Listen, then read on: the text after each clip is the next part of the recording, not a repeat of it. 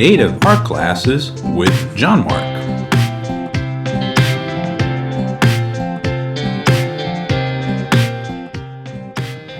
How to draw a cartoon cat.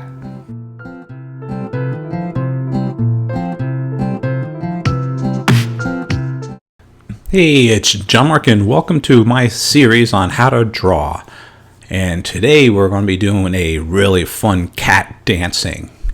As you can see, the first line that I stroked down was my action line in this case. That gives me the positioning and the body movement that I'm looking for. Now, I'm currently working on the head. I got that crosshair for my eyes and nose where it needs to go in, as well as it helps guide where my mouth is. This will be a quick one.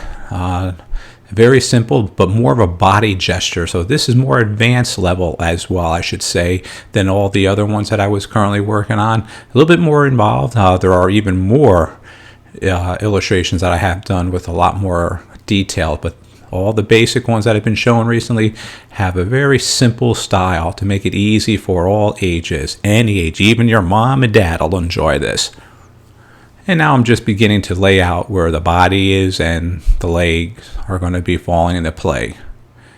I'm going to have actually 3 more of this same cat with different gestures, and I'm going to do them all individually so that you can kind of see when creating a cartoon, it's not just one pose. You can put them in many different positions. In this case, he's just having a fun dancing.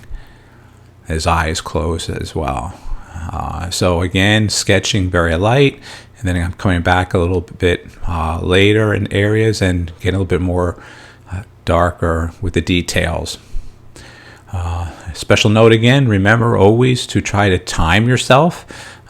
Put a clock next to you and see how you are gaining on your sketching and drawing, and never throw your illustrations away. Try to keep them separate from the ones you like and don't like, but you can see how you are growing as an artist. It's kind of like a guy on a track. He needs a stopwatch to see how fast he's going. Every time he runs without a stopwatch, he'll never know how fast, if he's getting better or slower. In this case, that's the same thing of not throwing your illustrations away to see if you're getting better. All right, finishing up on that tail. Getting more on there. Work on his little belly.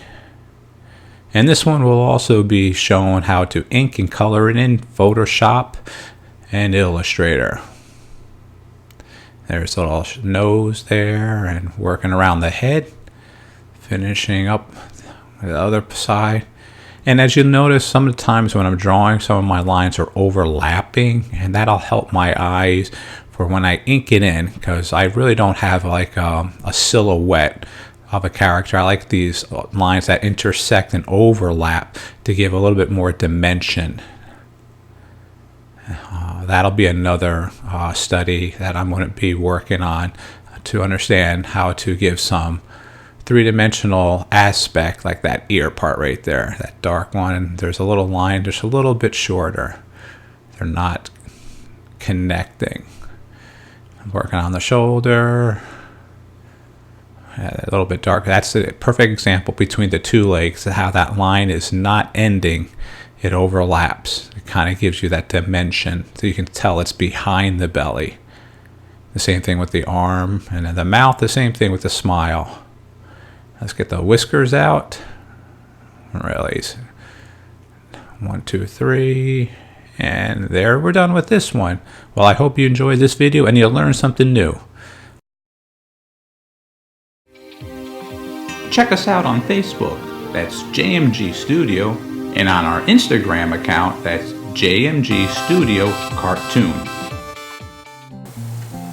Oh, hey! I hope you enjoyed our video today, and make sure you hit the subscribe button, because then you can see all our old videos as well as the new ones that are coming up. Alright, thanks a lot. Take care.